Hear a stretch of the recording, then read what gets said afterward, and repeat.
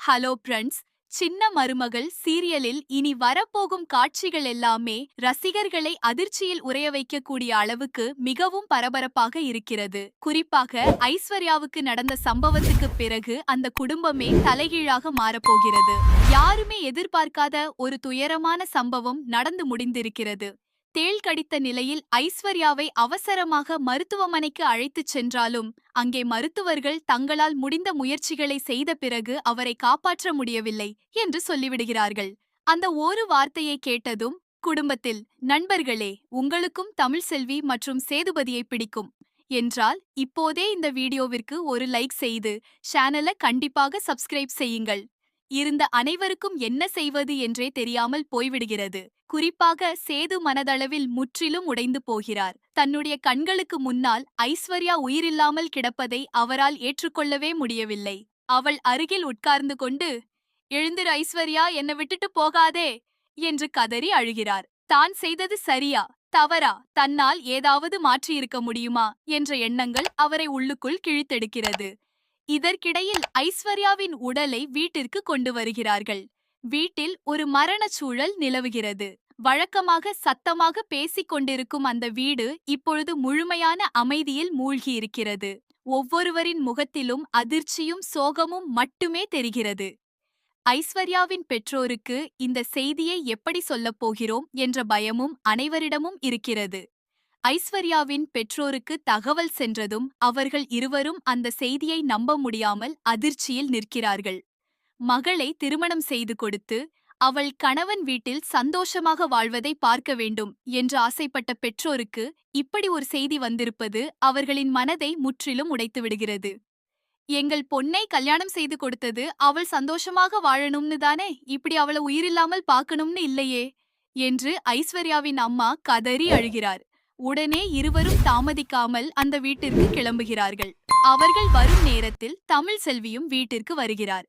இந்த வீட்டில் இனிமேல் காலடி எடுத்து வைக்க மாட்டேன் என்று உறுதியாக இருந்த தமிழ் செல்வி கூட ஐஸ்வர்யாவுக்கு நடந்த விஷயத்தை கேட்டு துக்கத்தை தாங்க முடியாமல் திரும்பி வருகிறார். வீட்டிற்குள் நுழைந்ததும் மலரிடம் நடந்தது என்ன என்று கேட்க, தேள் கடித்த விஷயம் தாமதமாகத்தான் அனைவருக்கும் தெரிய வந்தது என்று கூறப்படுகிறது.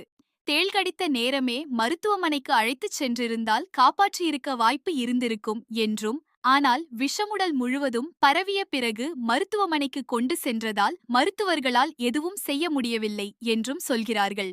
இதைக் கேட்ட தமிழ்செல்வி நேராக ஐஸ்வர்யாவின் அருகில் சென்று உட்கார்ந்து அவளுடைய முகத்தை பார்த்தபடி கண்ணீர் விட்டு அழுகிறார். உனக்கு இப்படி ஒரு முடிவு வரக்கூடாது ஐஸ்வர்யா, நீ யாருக்கும் கெடுதல் நினைக்காதவள் என்று சொல்லி கதறுகிறார். அந்த காட்சியை பார்க்கும் அனைவருக்குமே மனம் கலங்குகிறது. அதே நேரத்தில் ஐஸ்வர்யாவின் பெற்றோர் வீட்டிற்கு வந்து சேருகிறார்கள். மகளின் உடலை பார்த்ததும் அவர்களின் கதறல் அந்த வீட்டையே அதிர வைக்கிறது. அம்மா மகளை கட்டிப்பிடித்தபடி, ஒருமுறை கண் திறந்து என்னை பாரு, உன்னை இப்படி பார்க்க நான் எப்படி உயிரோடு இருக்க முடியும் என்று கதறுகிறார். திருமணத்திற்கு முன்பு மகளை எவ்வளவு அன்பாக வளர்த்தோம், திருமணத்திற்கு பிறகு அவள் குழந்தைகளுடன் சந்தோஷமாக இருப்பாள் என்று எவ்வளவு கனவு கண்டோம் என்று நினைத்து அழுகிறார். ஆனால் அந்த துக்கம் விரைவிலேயே கோபமாக மாறுகிறது. சேது மற்றும் அந்த குடும்பத்தினர் மீது பல கேள்விகளை எழுப்புகிறார். என் பொண்ணு உண்மையிலேயே சந்தோஷமாக இருந்தாளா? அவளுக்கு என்ன நடந்தது? அவள் மனதில் என்ன இருந்தது? ஏன் அவள் இப்படி ஒரு நிலைக்கு வந்தாள் என்று கேட்கிறார். குறிப்பாக தன் மகள் குழந்தைகள் பிறந்த பிறகு தனிமைப்படுத்தப்பட்டதாகவும் சேதுவின் கவனம் முழுவதும் குழந்தைகள் மீதே சென்றதாகவும் அவர் சந்தேகப்படுகிறார். மகள் தொலைபேசியில் பேசும்போதெல்லாம் மனமுடைந்த மாதிரி பேசினதை இப்போது நினைத்து பார்க்கும்போது அப்பொழுது அதை புரிந்து கொள்ளாமல் போனதற்காக தன்னையே குற்றம் சொல்லிக் கொள்கிறார். என் பொண்ணு எவ்வளவு வேதனைப்பட்டிருக்குமோ, அதை நாங்க யாருமே கவனிக்கலையே என்று அழுகிறார். அதோடு இந்த மரணம் இயற்கையாக நடந்ததா அல்லது இதற்கு பின்னால் வேறு ஏதாவது காரணம் இருக்கிறதா என்பதை கண்டுபிடிக்காமல் மகளின் உடலை எடுத்துச் செல்ல மாட்டோம் என்றும் போலீசில் புகார் கொடுத்து முழு உண்மையையும் வெளிக்கொண்டு வரப்போவதாகவும் உறுதியாக கூறுகிறார். இந்த குற்றச்சாட்டுகள் குடும்பத்துக்குள் இருந்த பதற்றத்தை இன்னும் அதிகமாக்குகிறது. சேது தன்னால் ஐஸ்வர்யாவுக்கு எந்த தீங்கும் செய்யப்படவில்லை என்று விளக்க முயற்சி செய்கிறார். தேள் கடித்தது எப்போது என்று யாருக்கும் தெரியவில்லை என்றும், அவள் மயங்கி விழுந்த பிறகுதான் அனைவருக்கும் விஷயம் தெரிய வந்தது என்றும் கூறுகிறார். ஆனால் ஐஸ்வர்யாவின் பெற்றோர் அதை ஏற்றுக்கொள்ள தயாராக இல்லை. குறிப்பாக தமிழ்செல்வியை பார்த்ததும் ஐஸ்வர்யாவின் அம்மாவின் கோபம் இன்னும் அதிகமாகிறது.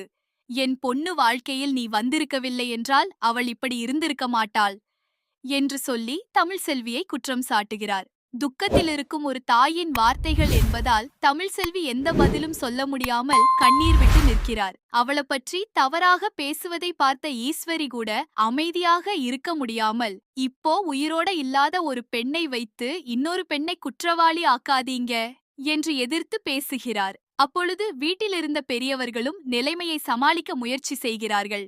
ஆனால் யாருடைய பேச்சையும் யாரும் கேட்கும் மனநிலையில் இல்லை. ஒவ்வொருவரும் தங்களுடைய வழியிலேயே இருக்கிறார்கள்.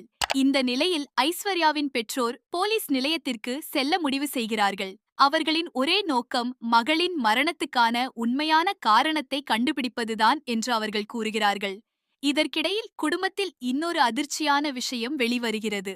ஐஸ்வர்யாவின் மரணம் தொடர்பான மருத்துவ அறிக்கை மற்றும் பிரேத பரிசோதனை முடிவு இருப்பதாக தெரிய வருகிறது. அந்த அறிக்கையை பார்த்தாலே தேள் விஷத்தால்தான் உயிரிழப்பு ஏற்பட்டதா அல்லது வேறு ஏதாவது காரணம் இருந்ததா என்பது தெளிவாக தெரியும் என்று தமிழ்செல்வி கூறுகிறார். இந்த யோசனை சேது